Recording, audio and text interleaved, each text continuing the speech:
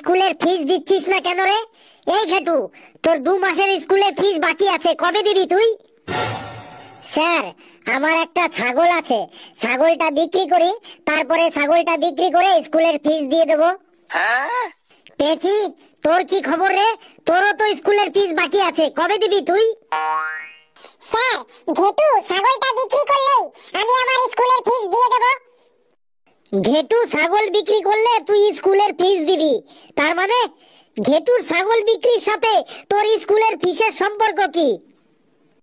Sir, আমি ঘেটুর কাছে টাকা পাই, তাই ঘেটু ছাগল বিক্রি করে আমাকে আমার টাকা ফেরত দিয়ে দিলেই আমি স্কুলের ফিস দিয়ে দেব।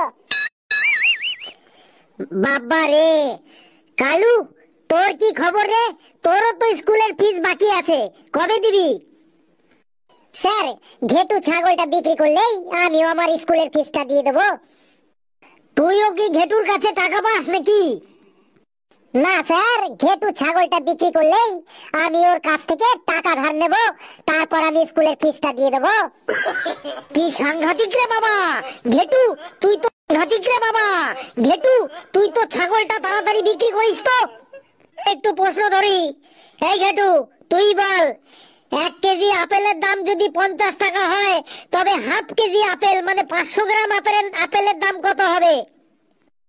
স্যার, 1 কেজি আপেলের দাম যদি 50 টাকা হয়, তাহলে 500 গ্রাম আপেলের দাম 20 টাকা হবে। বলিস কি? কিছুই তো জানিস না দেখছি। 1 কেজি আপেলের দাম 50 টাকা হলে 500 গ্রামের দাম 20 টাকা হয় কি করে? স্যার, আমি আপেলওয়ালার সাথে দামাদামি করে 50 টাকা কেজি আপেল 40 টাকায় করে ফেলবো, আর তখনই 500 গ্রাম 20 টাকা হয়ে যাবে। কি সাংঘাতিক রে বাবা! তুই বেঞ্চের উপর দাঁড়া, তুই বেঞ্চের উপর দাঁড়া তো। কালু, তুই বলতো নাশপাতিকে ইংরেজিতে কি বলে?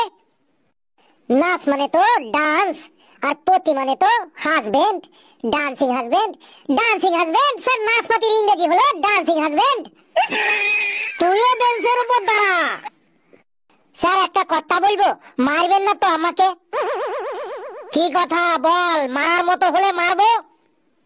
স্যার, আপনি তো প্রতিদিন আমাদেরকে প্রশ্ন করেন, স্যার আমি আজকে একটা আপনাকে প্রশ্ন করবো, স্যার উত্তর দেবেন?